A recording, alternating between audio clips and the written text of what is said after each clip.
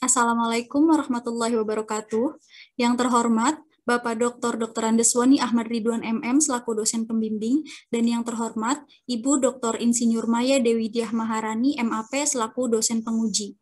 Perkenalkan, saya Dinda Aditami dengan NIM J3J818354 akan memaparkan kajian pengembangan bisnis sekaligus judul dari tugas akhir saya yaitu pendirian unit bisnis rumah potong ayam dengan sistem rantai dingin di PT AS Putra Sinergi Perdana Kabupaten Kuningan.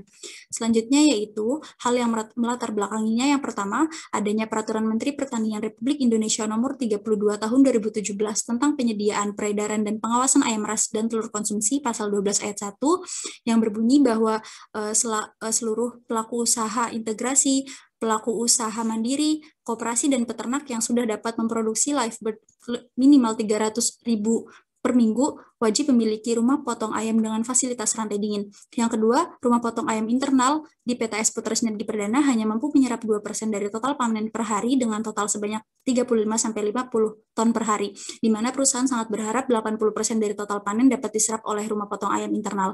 RPA internal belum memiliki maksimal dalam penerapan azas asuh, dan yang terakhir permasalahan yang dihadapi perusahaan yaitu harga ayam hidup broiler yang fluktuatif, di mana pendirian RPA ini menjadi salah satu solusi karena harga ayam hidup broiler yang fluktuatif. Selanjutnya, keragaan perusahaan. AS Putra Sinergi Perdana merupakan perusahaan di bawah AS Putra Group yang berfokus pada hilir pengolahan dan pemasaran. Kini PT AS Putra Sinergi Perdana memiliki 7 retail pemasaran bernama CH yang tersebar di Kabupaten Kuningan. Lalu sumber daya fisik yang dimiliki yaitu kantor, musola, mes, rumah potong ayam, gerai CH, dan sekarang memiliki 50 karyawan yang terbagi dalam karyawan kantor dan karyawan operasional. Selanjutnya yaitu sumber daya keuangan. Modal yang dikeluarkan pada awal pendirian bisnis yaitu sebesar 500 juta yang merupakan modal sendiri tanpa modal pinjaman. Lalu unit bisnis PTS Putra Sinergi Perdana yaitu rumah potong ayam dan toko pemasaran bernama CH. Pengadaan input ayam broiler untuk RPA berasal dari kandang close house PTS Putra Internal Divisi Internal Farm, dan telur ayam grade A berasal dari kandang close house PTS Putra Divisi Internal Farm. Lalu selanjutnya itu peralatan operasional produksi yang di RPA seperti hanging conveyor, sanding plucker, lalu juga drum dan keranjang ayam. Selanjutnya peralatan operasional pemasaran pada toko CH seperti mesin kasir, showcase, lalu juga freezer. Lalu tenaga kerja yang terdapat pada PTS Putra Sinergi Perdana yaitu berasal dari sekitar wilayah Kuningan. Untuk rekrutmennya yaitu bisa rekrutmen terbuka dan rekrutmen tidak terbuka. Untuk proses produksi yang pertama, unloading area.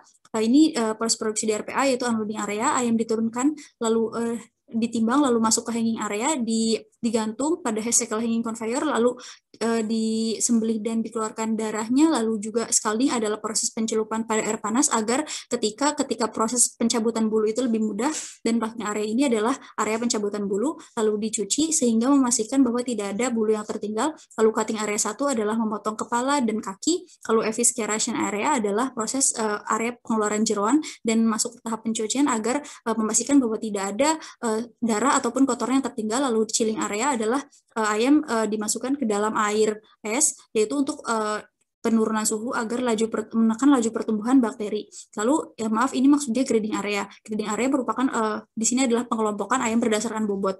Lalu untuk cutting area 2 yaitu di sini adalah ayam dipotong berdasarkan pemesanan konsumen, misalnya hanya bagian paha saja maupun dada saja. Lalu juga ada bonus dada dan bonus paha. Lalu untuk packaging area adalah area pengemasan dan masuk ke dalam area pergudangan yaitu cold storage. Untuk mekanisme pemasaran yaitu segmentasinya adalah segmentasi geografi yaitu konsumen di wilayah Kuningan, lalu menargetkan industri pengolahan, rumah makan, pedagang besar dan kecil, lalu konsumen akhir. Untuk positioningnya yaitu memiliki tagline sehat, segar, dan terjangkau. Untuk produk yaitu PTS Putra menghasilkan ayam potong segar dan telur ayam grade A. Jika di CH ada produk lainnya seperti frozen food dan sembako. Lalu untuk price sendiri, RPA itu menetapkan harganya itu sesuai dengan harga pasar dan juga yield persen yang dihasilkan. Jika toko CH yaitu menambah margin yang diinginkan. Untuk saluran distribusi sendiri yaitu tentu saja masuk ke dalam CH ya, gerai, warung, pojok CH, dan juga pasar modern dan tradisional. Lalu rumah makan. Untuk pasar modern sendiri, telur grade A ini sudah bisa masuk ke seperti Indomaret. Lalu untuk promotionnya sendiri bisa melalui telepon, chat, bertemu langsung, dan menggunakan media sosial seperti WhatsApp dan Instagram. Selanjutnya yaitu kajian pengembangan bisnis. Pertama, di sini PTS Putra Sinergi Perdana memiliki kelemahan yang bisa diatasi oleh peluang, sehingga dihasilkanlah kajian pengembangan bisnis pendirian unit bisnis rumah potong ayam dengan sistem rantai dingin di PTS Putra Sinergi Perdana Kabupaten Kuningan, yang dianalisis kelayakannya yaitu secara aspek non-finansial maupun finansial, yang nantinya akan menghasilkan layak atau tidak layak. Jika layak bisa diimplementasikan, jika tidak layak maka akan dikaji ulang atau dievaluasi kembali. Lalu untuk perancang produknya, RPA ini akan menghasilkan karkas mutu 1, yaitu dengan konformasi sempurna. Konformasi merupakan ada tidaknya kelainan tulang dari karkas pada tulang, terutama pada tulang paha maupun dada. Lalu perdagingannya tebal, perlemakannya banyak, keutuhannya utuh, perubahan warnanya bebas dari memar atau freeze burn, lalu kebersihan bebas dari bulu tunas. Selain karkas juga memproduksi byproduct atau jeroan. Lalu perencanaan pemasarannya pertama mengidentifikasi pasar, di mana saat ini pasar daging ayam itu semakin meluas, terlihat dari menjamurnya usaha-usaha ataupun gerai-gerai makanan baik lokal maupun internasional yang sangat berpotensi. Lalu juga sadarnya masyarakat akan protein hewani dan makanan yang bergizi, di mana daging ayam merupakan daging yang lebih murah daripada daging yang lainnya. Lalu analisis pesaing, sebenarnya sudah banyak rumah potong ayam dengan fasilitas rantai dingin di Jawa Barat seperti Sirad, Pokpan, KL Trimitra di Ciamis. Namun mereka sudah bisa masuk ke gerai-gerai internasional. Namun di wilayah Kuningan sendiri seperti di Kuningan, Cirebon, Majalengka, Indramayu itu belum ada RPA sudah yang bisa masuk ke gerai-gerai internasional yang mana pasarnya sangat potensial. Walaupun sudah ada RPA rantai dingin, namun belum bisa masuk ke gerai-gerai internasional, sehingga itu menjadi kesempatan apabila kita memumpuni persyaratan gerai-gerai tersebut, kita bisa masuk ke gerai-gerai tersebut. Lalu untuk analisis permintaan dan penawaran, untuk analisis permintaannya itu sebanyak 16.000 kilogram, dan untuk proyeksi permintaan ke depannya yaitu diasumsikan bahwa di tahun kedua bisnis ini berjalan nantinya bisa masuk ke gerai-gerai internasional yaitu sebanyak 3.600. Lalu selanjutnya yaitu penjualan by product sendiri akan bekerja sama dengan Bapak Kosim selaku pengusaha jeroan. Sebenarnya sudah bekerja sama dari sekarang, namun akan terus bekerja sama. Lalu selanjutnya ada strategi pemasaran. Jadi segmentasinya itu yaitu di wilayah Jawa Barat, lalu targetnya ini ke mitra internal, lalu ke mitra eksternal, dan pedagang besar, lalu pedagang kecil. Lalu memposisikan perusahaan sebagai produsen yang dapat memproduksi ayam asuh dan dapat memposisikan produk sebagai ayam yang terjamin asuh. Lalu untuk bauran pemasaran sendiri, dari produk yang pertama itu akan menghasilkan karkas mutu 1, juga akan menghasilkan ayam segar dan ayam beku, lalu produk dikemas menggunakan vacuum sealer sehingga produk terjamin rapat, tidak terkontaminasi. Nah, untuk harga sendiri, harga ini nantinya akan mengikuti harga pasar, lalu juga memiliki perhitungan HPP, yaitu kilogram, berapa sih karkas yang dihasilkan dari satu ayam hidup. Lalu itu disebut yield persen atau HPP. Nah, dan ketika HPP dihasilkan nanti bisa menentukan harga jual, yaitu HPP per harga beli ayam hidup per kilogram. Lalu saluran distribusinya itu dari rumah potong ayam ke pedagang besar, ke pedagang pengecer, lalu konsumen akhir. Bisa juga dari RPA itu langsung ke pedagang pengecer, lalu konsumen akhir. Lalu ke kemitraan internal dan eksternal. Untuk promosinya itu door to door sales atau langsung mendatangi para pedagang-pedagang ini, nantinya akan dipromosikan, lalu bisa juga dibagikan brosur yang mana terdapat informasi seperti produknya seperti apa, harganya bagaimana, lalu juga narah hubungnya kemana, dan informasi-informasi lainnya seperti alamat. Lalu juga tentu saja menggunakan sosial media. Untuk perencanaan produksinya sendiri yaitu penentuan lokasi, yang pertama akan dibangun di lahan, RPA akan dibangun di lahan seluas 3.000 meter persegi yang memiliki fasilitas dapat jalur kendaraan besar, tersedianya air yang baik, akses listrik yang baik, dekat dengan sungai, dan pada lokasi ini akan dibangun RPA, mes, musola atau masjid, kantor, dan kantin. Untuk perencanaan produksinya sendiri, tahun pertama itu 16.000 kg per hari, tahun kedua sampai tahun 10 19.600 kg per hari, dan target mortalitasnya itu hanya 1% dari total produksi. Nah, untuk asumsi ayam akhirnya itu 5 ton per bulan. Lalu selanjutnya berikut adalah tata letak, di mana sebelah kiri adalah tata letak keseluruhan dan sebelah kanan adalah tata letak di rumah potong ayam. Nah, bisa dilihat itu ada nomor ya, jadi alurnya 1, 2, 3, 4 sampai 8 itu merupakan alurnya, dan tata letaknya dari mulai unloading sampai dengan loading dock.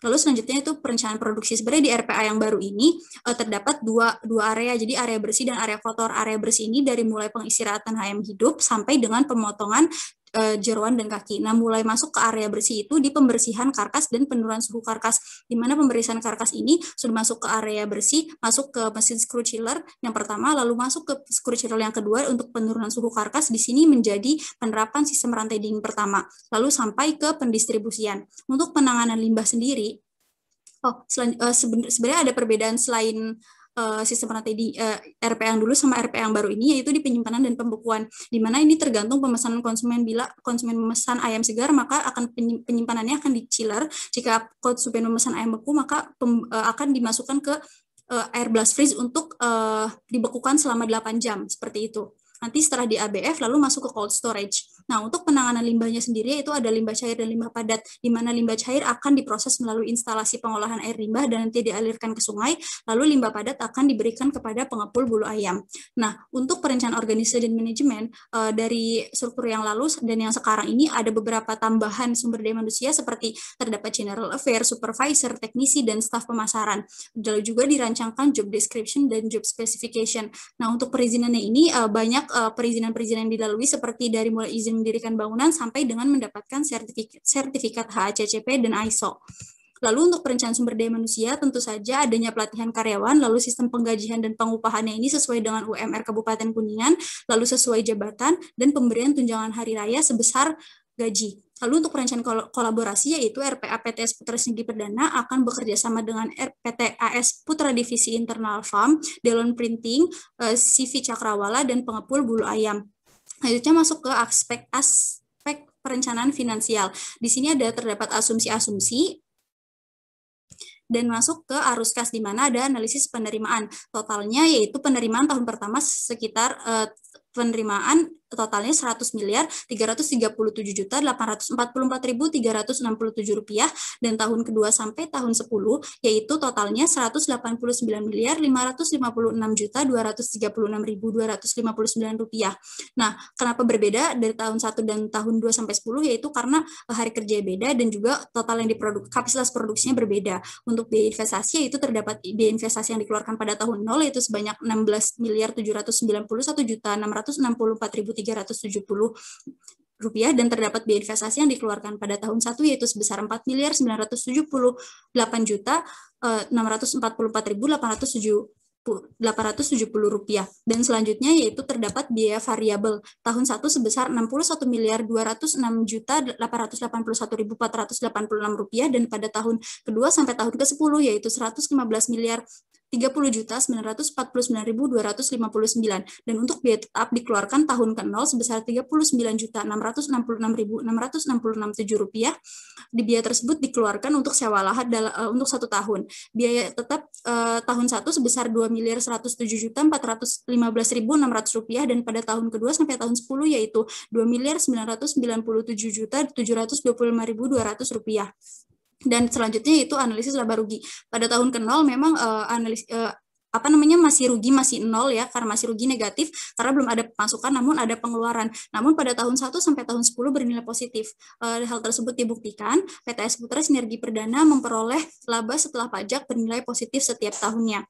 Nah, untuk analisis kelayakannya, pada kriteria kelayakan NPV yaitu lebih dari 0 didapatkan hasil 345.136.112.659 sehingga dikatakan layak. Dari IRR-nya melebihi I atau bunga deposito yaitu dihasilkan 198% sehingga dikatakan layak. Net BC rasio lebih dari 1 yaitu dihasilkan 30,44 sehingga dikatakan layak. Gross BC lebih dari 1 yaitu dihasilkan 1,37 sehingga dikatakan layak. Untuk payback period sendiri kurang dari umur bisnis yaitu selama 8 bulan sehingga dikatakan layak. Analisis switching value ataupun analisis pengganti ini untuk mengukur perubahan maksimal yang terjadi agar bisnis tetap layak. Nah, didapatkan kenaikan harga baku itu maksimal perubahannya sebesar 93,07%, penurunan jumlah produksi maksimal perubahannya 62,02%, penurunan harga jual maksimal perubahannya 62,02%. Apabila perubahan melebihi nilai-nilai tersebut, maka bisnis tidak layak.